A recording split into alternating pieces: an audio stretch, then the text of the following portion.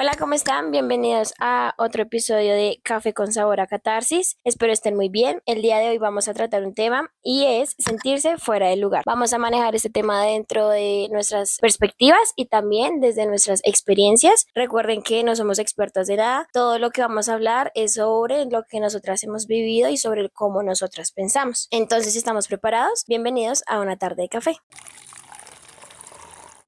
Bueno, buenos días. La primera pregunta que vamos a tratar es, ¿qué es sentirse fuera de lugar? ¿Qué consideras tú que es sentirse fuera de lugar? Bueno, para mí el sentirse fuera de lugar lo puedo como definir en no poder ser uno mismo en un espacio o con un grupo de personas. Es cuando no conectas con los temas que se te tratan en la conversación o con el tipo de actividades que se hace tanto en el espacio o como en el grupo. Yo siento que esto básicamente se resume en usted no poder fluir, no poder ser usted mismo, y siento que se da porque no estás en un lugar donde se compartan ni las mismas perspectivas, ni los mismos valores, ni las mismas creencias. Es un lugar en donde no encuentras tu espacio. Ok, bueno, yo lo veo de una manera similar, pero un poquitico diferente en decir, creo que es más la sensación de no encajar, no pertenecer, no compartir los gustos o ideas, no sentirnos merecedores en un lugar o un momento específico. Lo que dice Lau lo comparto mucho porque no lo había visto desde ese punto de vista, pero siento que sí es esa sensación de no poder fluir en un espacio. Pero sí me gustaría pronto hacer la aclaración que a nivel macro estamos hablando de ese sentimiento de no encajar en ningún lado, y esa parte sí creo que es un poco más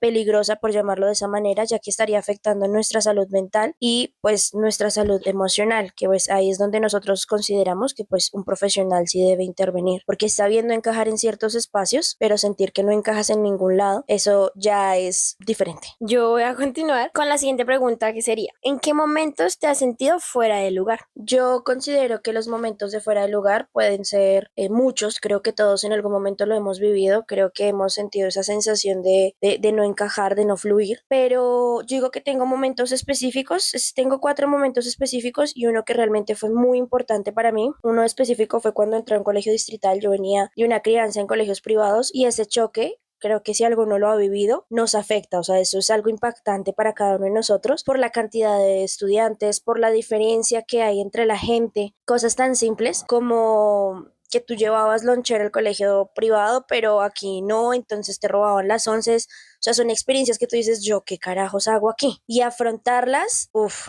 es difícil y logras sentirte de esa manera.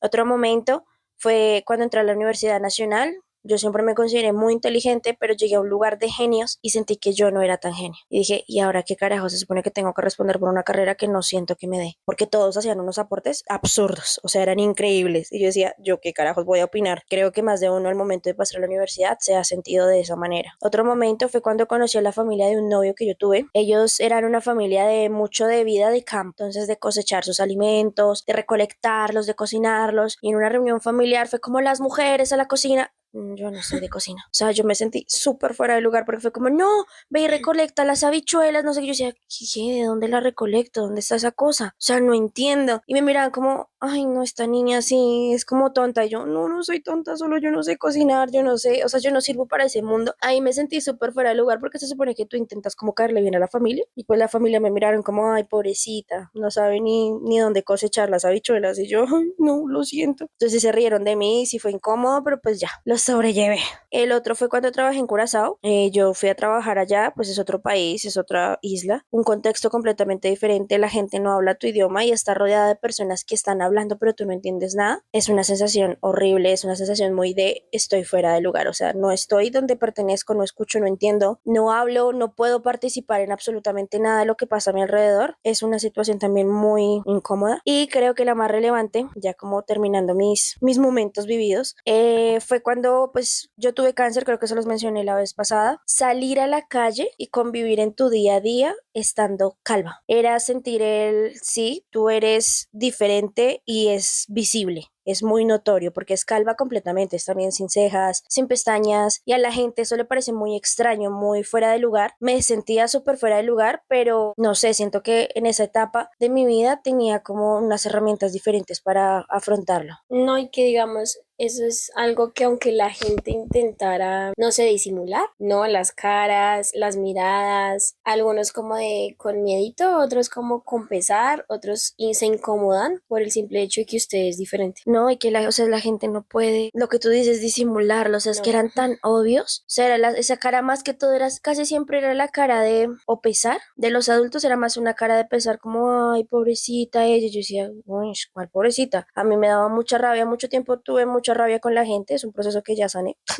pero le cogí fastidio a la gente porque yo decía que me miran con pesar. Y los niños más que todo me miraban era como con asco, como de, ay, Dios mío, esa niña está calva, o sea, es una niña, es un niño. Y yo, "Ay, es que situación tan incómoda, pues tú teniendo 10 11 años, tú dices como, ay, ¿qué carajos está pasando? ¿Y tú? Bueno, yo he tenido varios momentos por mi personalidad, pero voy a hablar de específicamente dos que siento yo que tenían como un mismo camino. O sea, en los dos lo viví muy igual las dos situaciones, pero porque la solución era como la misma para los dos. Y los dos representaron como ese impacto en mi vida. Un caso es cuando estaba en la universidad estudiando lingüística y el otro caso es cuando entrenaba patinaje de carreras. Entonces, yo, ¿cómo fue para mí? Estaba en un lugar haciendo algo que no me apasionaba sin yo saber. O sea, yo estas etapas que viví conscientemente no era que me obligara así a fuerzas y tienes que estar aquí. Conscientemente no, porque yo pensaba que era lo que yo quería. Por ende, me esforzaba demasiado,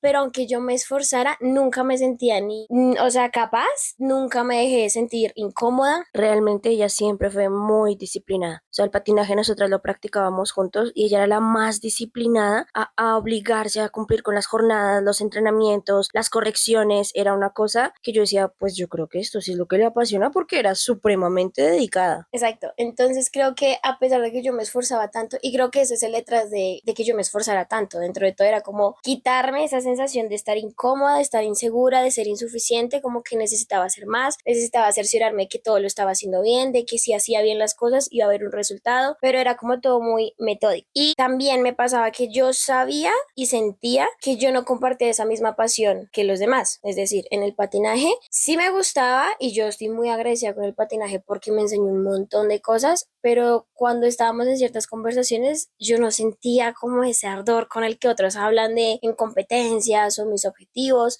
Ahí en esas conversaciones yo me sentía muy fuera de lugar porque yo decía, no comparto, no siento ese que ellos están sintiendo. Y en la universidad lo mismo, o sea, yo iba, cumplía, me interesaban ciertos temas, pero así de la gente súper inteligente, que se sabía el documento, el autor, la fecha, que se apasionaban por hablar del tema, que se desvivían por las lenguas, o sea, yo no. Y yo los miraba y yo sentía que nada que ver conmigo. Yo decía, ¿por qué yo no tengo ese, como ese impulsito, ni siquiera, ni en el patinaje, ni en la universidad? Y esos dos momentos igual yo los viví siempre a la par, o sea, no fue uno después de otro, sino que esa misma sensación la viví mucho tiempo y los dos momentos a la vez. ¿Hasta qué semestre estuviste en la carrera? Séptimo semestre. Séptimo semestre, ya estaba haciendo séptimo semestre cuando tomé la decisión de salirme, pero eso lo hablaremos después. Y acá yo hice como mi apartado de intentar entender qué es lo que yo hice en ese momento. Estuve mucho tiempo intentando porque a fuerzas quería encajar por lo que me habían dicho de lo que debía hacer, tanto en el patinaje como en la universidad.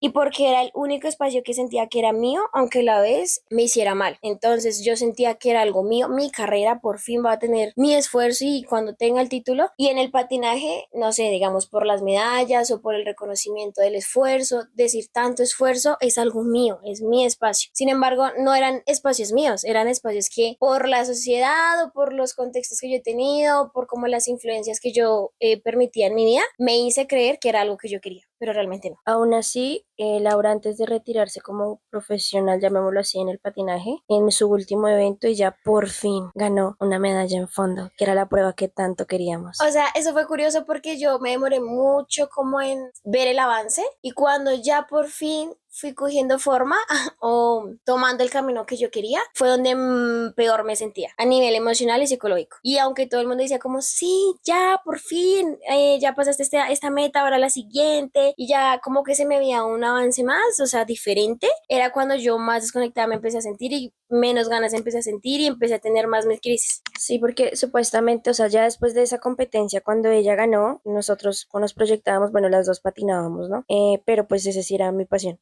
Nosotros la proyectamos para ligarse, entonces ya se supone que ella se iba a ligar, iba a subir de escala, o sea, era otra cosa diferente, y fue cuando ella dijo, no, esto no. Y yo, ¿qué pasó? No entendí, porque yo pensé que pues sí era de ella, pero ese proceso ya lo vivió como muy interno, muy diciendo, muy consciente de lo que sentía y se dio cuenta que realmente no, esto no era para ella. ¿Cómo lo has gestionado? Bueno, ahí se puede como unir justo con la respuesta anterior. Fue un proceso, yo siempre o por mi personalidad, no sé, las cosas las manejo de una manera muy personal, muy hacia adentro. Y el proceso de esto, cómo lo gestioné, primero fue el darme cuenta que no estaba donde quería. Lastimosamente, aunque creo que es muy normal que pase así, eso, cómo llegué a ese punto de darme cuenta, fue por medio de la crisis existencial que se resumía en el cansancio emocional que yo sentía. Yo me empecé a dar cuenta que algo estaba mal cuando lo que me motivaba o lo que se suponía que me gustaba me dejó de gustar, el desinterés que empecé a tener por las cosas. Yo soy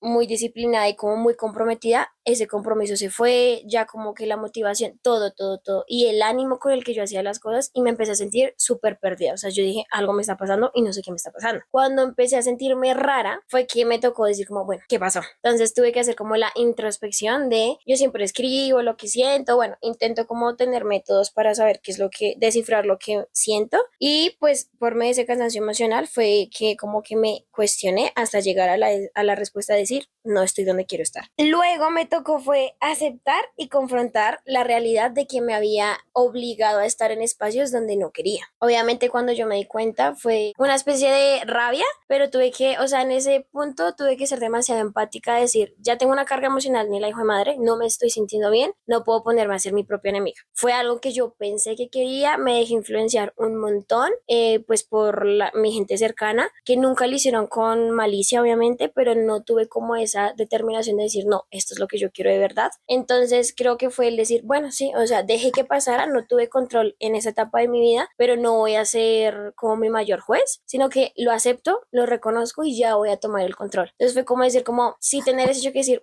no puedo creer que tanto tiempo, porque fue tiempo, dejé que la vida pasara sin yo tener el control, pero mucha empatía fue en ese momento. Luego ya fue decir, hagámosle, o sea, si ya me estoy escuchando y estoy intentando ser muy consciente, yo como que lo que se me da en la cabeza es decir, lanzarme al vacío. Lanzarme al vacío fue escucharme y decir, está bien, esto no es lo que quieres y te estás sentando mal a nivel emocional, con todo y miedo, hazlo. ¿Por qué? Porque ¿qué implicaba eso? Pues dejarlo conocido, mi rutina, estaba siempre programando los horarios y demás a que yo pudiera ir a entrenar, a que me alcanzara el tiempo para la universidad y era dejar, aparte que obviamente socialmente eso estaba, o sea, una de las cosas que yo pensé es como, ¿cómo les voy a decir? ¿Cómo les voy a decir a las personas más importantes para mí? Porque lo que piensan las demás personas, creo que eso ya lo he trabajado mucho, decir, no me importa, pero las personas cercanas que han estado acompañándome en esos procesos, yo dije, ¿cómo voy ahora con qué cara en séptimo semestre? Y después de ya tanto pero hay que para el deporte decir, no, ya chao. Y yo dije, no quiero que tenga la imagen de, se rinde y ya. Pero era tanto el cansancio que yo dije, igual lo voy a hacer, es que ya no quiero estar aquí. Entonces, lanzarse al vacío fue como soltar eso conocido, aparte que me lanzaba sin tener algo seguro igual después. Yo dije, ya sé qué es lo que quiero, que es el baile. Siempre lo había querido, pero lo había ignorado. Pero dije, pero en sí no tengo nada seguro. Yo no tenía academia, no tenía nada. O sea, y la universidad, pues acá es como algo súper importante uno tener el título. Entonces, también ese fue como lo que hice después. Y ya lo último fue como dándome cuenta que lo que yo quería igual iba a ser algo que iba a ser juzgado, porque el baile y las artes en general son juzgadas o son como miradas como, es un hobby, pero no lo ven como una profesión y algo con lo que tú puedas. Yo dije, de aquí en adelante, mi propósito es escucharme siempre. ¿Por qué? Porque el tiempo que anduve ignorándome me sentó muy mal. Entonces, lo último que yo decidí hacer fue como, me lanzo y me va a escuchar y va a ser muy fiel a lo que yo quiera, independiente a lo que pase, independiente a lo que digan, independiente a las cuestiones que va a tener de, pero de qué va a vivir, pero eso sí le da plata, pero demás. Entonces, el último como paso que yo me prometí es escucharme, ser muy fiel y no darle importancia a lo que digan los demás. Laura es un poco como más introspectiva, más hacia adentro, muy de emociones.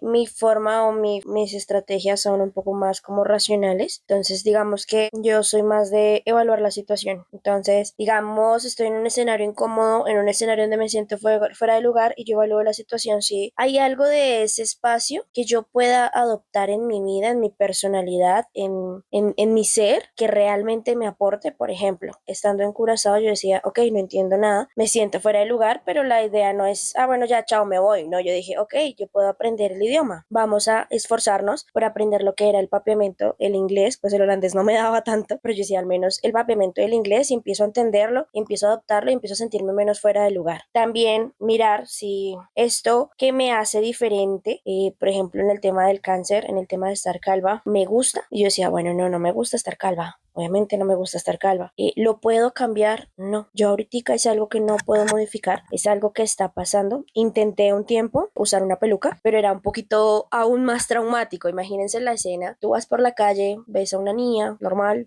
yo tenía un gorro, me ponía un gorrito en la peluca y unas moñitas. Y de la nada la niña se arranca el cabello. O sea, para cualquier persona en su normalidad eso es traumático. Yo simplemente ya me picaba y me la quitaba. O sea, no me la aguantaba. O sea, yo decía, no, ni siquiera intentar cambiarlo.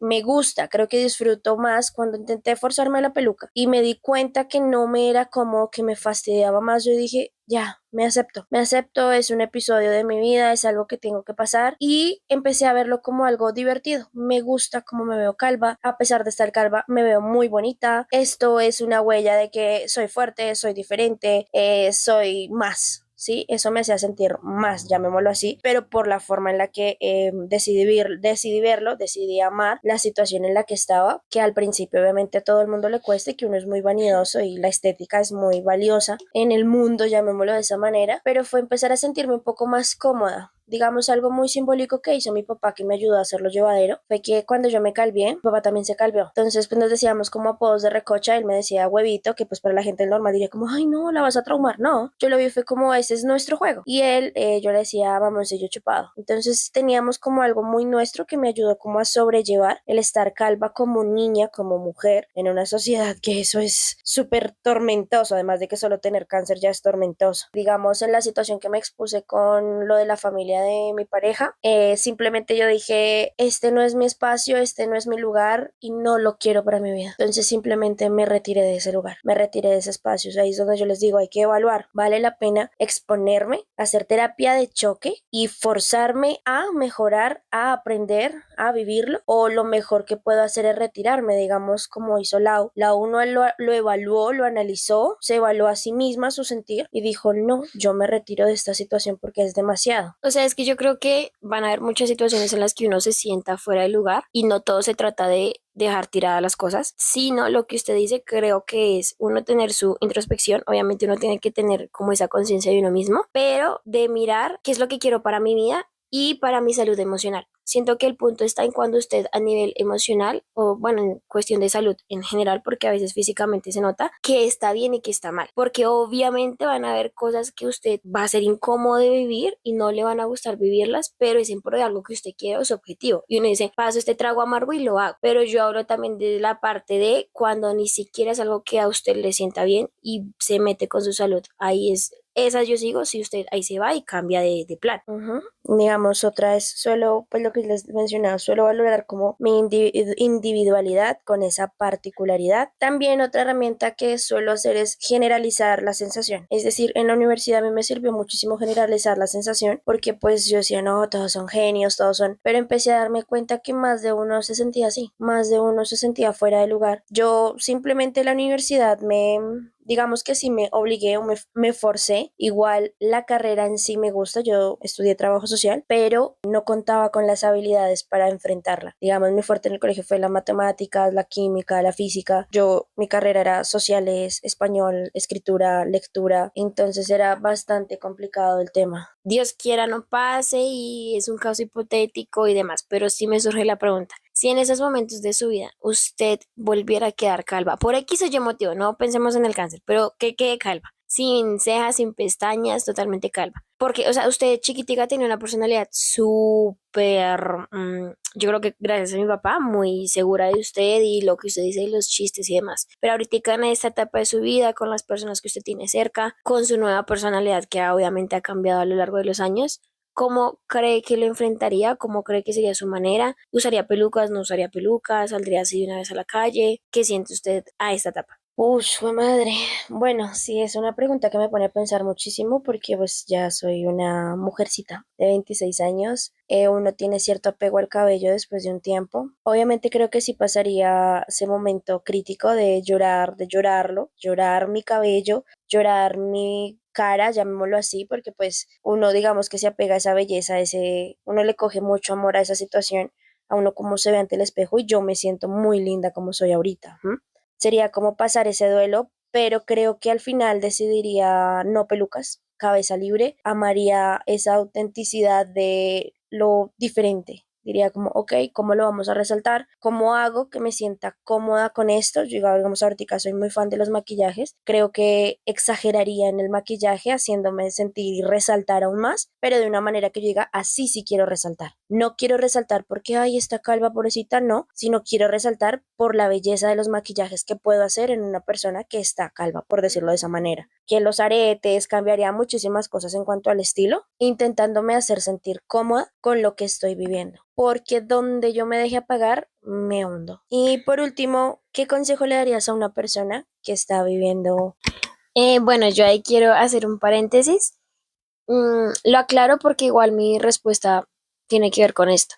Si se dan cuenta, lo central en este tema siempre va a ser el autodiálogo, el que usted se cuestione, el que usted tenga esa como introspección y esa disposición, pues de usted preguntarse, ¿esto me sienta bien? ¿Cómo me siento con esto? ¿Qué es lo que quiero? ¿Este lugar me hace bien? Entonces creo que es un buen apunte recordar la importancia del autodiálogo y que usted mismo se cuestione y se siente tener conversaciones con usted mismo aunque sea incómodo, porque eso no lo vamos a romantizar, eso es súper incómodo y confrontante. Bueno, y ahora sí, ¿yo qué le diría a una persona que está viviendo esto, que siente esto? Bueno, primero, que le preste atención a las señales del cuerpo, porque pueden ser señales tanto emocionales como físicamente que lo puede sentir. Siento que el cuerpo es muy sabio y siempre le avisa a uno cuando algo está mal o cuando está pasando algo que en mi caso es lo que les conté, yo me empecé a dar cuenta que me estaba sintiendo rara. Inicialmente no sabía qué era, pero yo sabía que estaba actuando y que me estaba sintiendo rara, incómoda, diferente. Entonces creo que es prestarle atención a ese tipo de sensaciones, emociones que usted pueda tener. Y después de esto, ser su mejor amigo. Yo me quedo con la frase de ser su mejor amigo. ¿Por qué? Porque después de que usted se escuche y dice como, bueno, esto es lo que está pasando, esto es lo que voy a hacer, es un proceso difícil e incómodo porque es usted sacarlo de la zona de confort. Entonces es exponerse a una situación que no va a ser cómoda y creo que si ya este proceso trae como su carga, el hecho de que usted ahora sea su propio juez, creo que usted puede tomar el rol de enemigo o simplemente decir como, ok, fue lo mejor que pude hacer en ese momento y creí genuinamente que era lo que quería o pensé que era la mejor decisión para mí. Creo que ser muy empático porque ya el proceso va a ser como pues difícil de vivir y entender o hacer las paces con que usted no perdió el tiempo ni se equivocó. Simplemente es una lección y era algo necesario que tenía que pasar en su vida. Y creo que es el hecho de hacer las paces con que no es un error ni una equivocación, sino una lección. Como que cambiar ese chip. Pues yo creo que casi siempre mi consejo va a ser evalúa la situación. O sea, evalúa si es algo que tú puedes cambiar y te beneficia, evalúa si es algo que te está haciendo daño, evalúa si te está consumiendo o si le puedes sacar provecho a esta situación de alguna manera en la que tú te sientas bien con lo que vas a hacer. Lo que creo que les mencioné, digamos, eso que te hace diferente, te gusta. Si tú dices, sí, me gusta, ok, a nadie más tiene que importarle, a nadie más tiene que gustarle, sino a ti. Si tú dices, no, no me gusta, ¿lo puedo cambiar? Si es una situación que no puedes cambiar, creo que ahí toca entrar en un proceso de aprender a amar eso de ti. Que eso diferente le saques provecho de alguna manera, decir como, ok, yo con esta situación, ¿qué puedo hacer significativo o que a mí me haga sentir lleno? Para dejar de verlo como algo negativo, un problema, y verlo a mi favor. Bueno, esperamos que les haya gustado este segundo episodio, que ya es un poco más de los temas que vamos a estar tratando. Tenemos bastantes conversaciones incómodas que tener. Esta es la primera de esas. Esperamos que se hayan sentido identificados de alguna manera o que algo del que le hayamos dicho les haya servido para su diario vivir. Y pues no siendo más, chicos, adiós, gracias y no olviden tener conversaciones que liberen el alma. Bye.